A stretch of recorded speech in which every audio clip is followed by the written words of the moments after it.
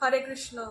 আজকাল দেখবেন কোনো বাচ্চারা যদি ছোটবেলা থেকে ভগবানকে একটু ভালোবাসতে শুরু করে, একটু তিলক ধারণ করে, সব থেকে প্রথম বাধা হয়ে দাঁড়ায় তার মা বাবা। কারণ তার মা বাবা কখনোই চায় না তার বাচ্চাটা ছোট থেকে ভক্ত হোক। তারা চায় সে বাচ্চাটা পড়াশুনো করে বড় ডাক্তার হোক, ইঞ্জিনিয়ার হোক। আর সেই বাচ্চারাই কি করে, বড় হয়ে পড়াশোনা করে অসৎ পথে গামিত হয়। আমি সকলের কথা বলছি না, কিছু কিছু যারা অসৎ কার্যে লিপ্ত।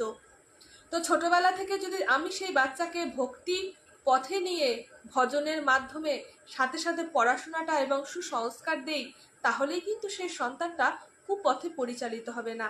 এখন তো আবার দেখি সন্তানদের দোহাই দিয়ে মাতা পিতারা আমিষ আহার গ্রহণ করেন। তারা বলেন আমাদের বাচ্চারা তো আমিষ ছাড়া আবার খেতেই পারে না। আচ্ছা, আমি তাদের বলতে চাই, আপনি পারেন তো? এসব বাচ্চাদের শেখায় কে? সত্যিকারের মা এবং